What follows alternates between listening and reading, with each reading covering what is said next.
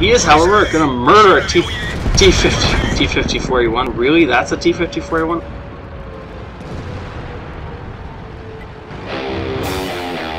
Ether. I got this.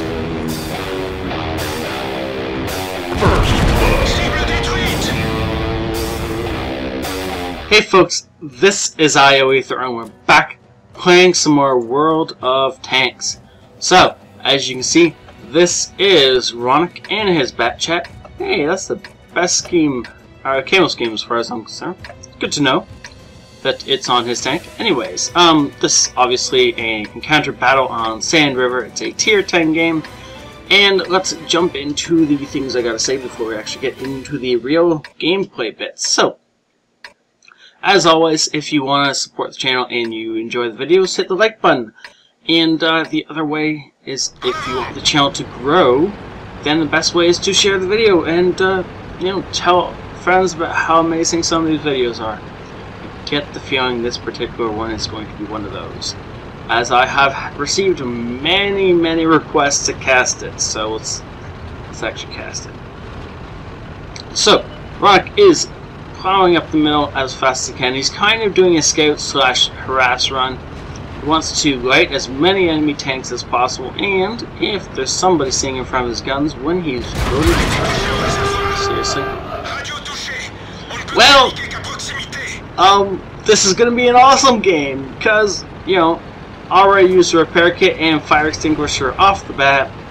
Now all he has to do is get shot in the next 10 seconds or so and somebody kill his driver, right? That's exactly what happens. For about 845 damage, let's say.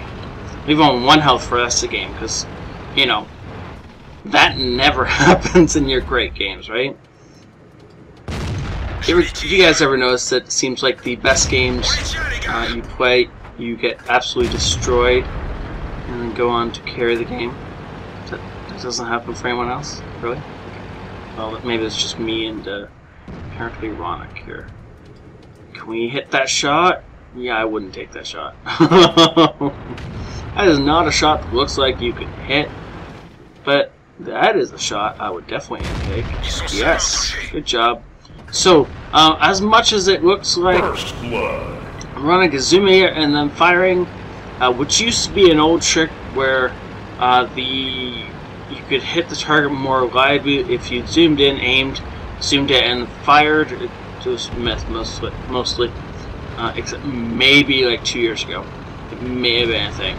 But anyways, so Ronnok has assured me many times that in these replays he is actually firing and then zooming it immediately, probably before the shot actually connects, which the replay is then either lagging or doesn't distinguish the difference, which is why you end up with it looking like he zooms out before he fires. He's assured me he does not do that. He is, however, going to murder a T-50-41. Really? That's a T-50-41? That's a T-100. Talking today. T-110E5 jumps over, takes him out. Chief plows around the corner, and they murder the enemy T-34. And now this flank is mostly, well, okay. This part of this flank is done. There's, of course, still the bunch of enemy tanks that are stuck up in this corner of the map. And Ronnok is trying to get a shot. He looks like he's got a decent shot on this Tiger. Chief finishes off the Tiger. I completely forgot to mention that Ronnok is platooned up with Chief H2O, didn't I? In his T-110E5. I'm sure that's something I would totally never forget to mention in a game. Yeah. Anyways, so. Oh, look at that. I managed to pull us out of fixed camera mode at some point and didn't even realize. My bad. That's okay. Let's kill an AMX 1390 now. Of course, the AMX doesn't realize that Ronnok is reloading, and he believes Ronnok still has shells, so he's kind of hiding. Unfortunately for him, friendly T-32 does not have a clip, so he doesn't need to spend that time reloading. Now, there is a IS-3 in the cap. It's not really a threat. I mean, it's still, he's got like 2 minutes left on the cap. But Ronnok is going to go ahead and reset that anyway, because it takes some of the pressure off his team. His team doesn't feel so much like they're threatened all of a sudden with that cap siren going, and even if it's just for a little while. Also, the fact that... Nice job. With the fact that the cap gets reset, it takes additional pressure off. Unfortunately, we just lost our platoon mate, Chief H2O, dying to an enemy 430. Okay, well, that's unfortunate. Now, Ronnok is reloading up another round, another clip, and he's repositioning, which is the thing you should be doing in every autoloader. Every single time you have to reload a clip, reposition the tank, find somewhere else to attack from. There isn't a single autoloader that is heavy enough or slow enough that it should be popping up in the same location over and over and over again. Every time you are reloading, you should be moving. And if you're not, you're probably playing your tank wrong. The reason for those long reloads is, of course, to compensate for the ability to fire off really, horribly damaging shots, game-changing kind of shots. The burst potential to offset the burst. Talking is apparently not in my strong suit right now, but anyways. So you might as well, since you can't do anything else, you might as well be moving. That's the thing. So of course, taking out the enemy scout tank, who was probably trying to protect his team's flank. Unfortunately, firing into the side of the AI Tiger is probably not going to work. Now he's firing into the upper glacis. He's managed to pen anyway. I didn't think the Batchat had enough strength to pen the upper glacis of the Jag Tiger, but either he did or he missed and hit the lower glacis and penned anyway. Either way, doesn't really matter. Friendly E75 taking him out of the fight. Now it is a 4-on-4. We got E75, a T-32, a Tiger 2, and ourselves against an enemy T-57, 140, ST-1, and IS-3. Of course, the IS-3 is the one on the cap. Object 140 is up there at 8-8, which leaves the ST-1 and the T-57 are probably at base still. Now, this is not a shot I would take unless the cap is a lot closer to being threatened. Yeah, this is the time you should be moving around the other side of the IS-3. Now, unless the T-57 and ST-1 have repositioned, they are probably still way back there and unable to help this guy, who is being shot at by E-75. We got lit, but that shouldn't really matter. Ooh, there's the enemy T-57. Good job, he has in fact moved up to support his friendly IS-3. It's exactly the play he should have made. Now he is looking like he's probably clipping down our... Yeah, there goes our E-75. Now, drive by, booyah, dead IS-3. Now, if we're lucky, the T-57 is reloading. Is he reloading? Is he? I guess it doesn't matter now. Okay, well, that's good. Now, unfortunately, Ronnok's reloading. Oh, don't reload that. I hope he realizes he's reloading 3 shells soon enough. Fact is, he did so many reloads that were partial, but now he's got 3 shells left in this clip. He really needs to be loading this clip up. There. Did he realize? No, looks like he did not realize either. So this is either done on purpose, or more likely this is a mistake. This is him not paying attention to what rounds are being loaded up. 2 seconds, 1 second, and... Oh yeah, load up just in time to punch. Come on, one more. Okay, one of them. That was kind of close. I thought the Object 140 had him. I don't know why it didn't, but that's okay. So Ronnok is going to use these buildings as cover. He's going to break contact with the ST-1 and get over these dunes. Now there's no point in Ronnok trying to cap it out. Yes, he could do that. It's not really an option because so much of this cover's been destroyed in this epic battle of those here. There's very little cover for this ridgeline, which is of course where the ST-1 is. So Ronnok is going to have to find a way to surprise this guy. And again, if he can ambush him, he's got a full clip. A full clip of premium rounds. He should be able to murder this guy, assuming he can ambush him. If he can't ambush him, however, I'm not 100% certain he can pen the front of an ST1. Where'd the ST1 go?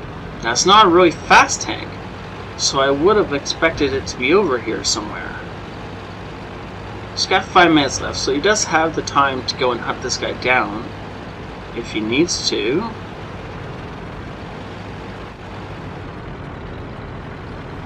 Huh. No. No. Oh, there he is. So, I don't think he was lit. So, beautiful, now he's lit. ST1. Oh, gun depression for the loss. I should have been able to kill him right there, but his gun depression was just a little bit too shallow and couldn't get the gun down in time. And of course, the ST1 now knows where he is.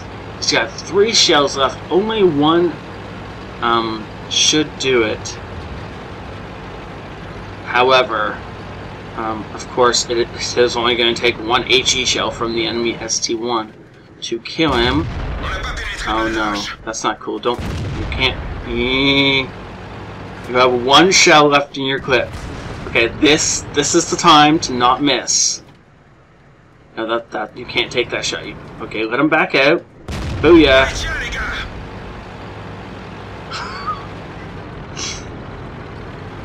What?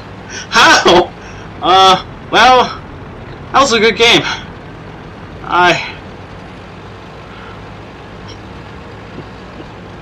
That was a great game. So, that was a fun game. So, congratulations, Ronnok, on getting 6,000 damage and then losing a game in a batch chat to an ST1. Yeah, you could ram him, but it probably wouldn't kill him. It would just kill you.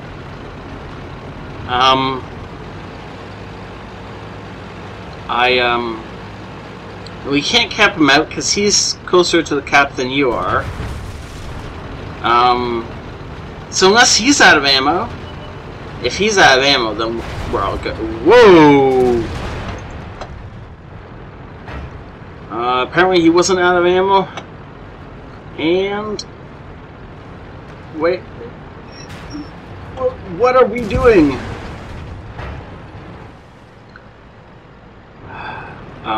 Where is he going? What?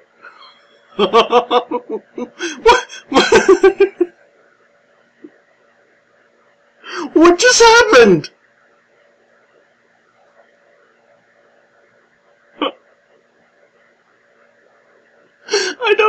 It doesn't. What? I'm gonna need a minute to stop laughing. 3,500 experience with his ×3. As I finally finished laughing after like 5 minutes. That was awesome. How? Why?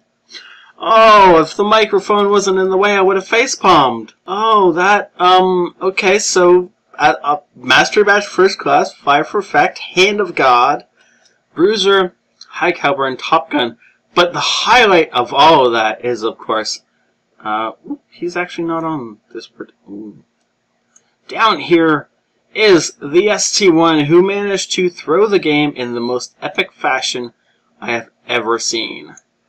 That was truly spectacular. In like, in like a setting yourself on fire kind of way. That was horrendously, horribly awesome. Oh, yeah, that was hilarious. 6,600 damage to over 6 kills. And wins the game with 134 health left and no ammunition against an ST1 who was still obviously had a lot of ammunition left. Well, at least one more round left. More than enough ammo to finish off our poor Batchat and he manages to kill himself for the loss. Wow.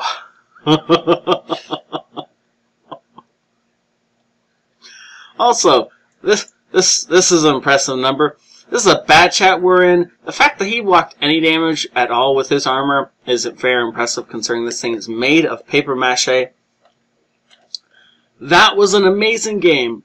Thank you so much for Ronnok for saying that in. Thank you all for watching, and thumbs up for enemies killing themselves for you, right? Backing off a cliff to his own defeat. That was hilarious.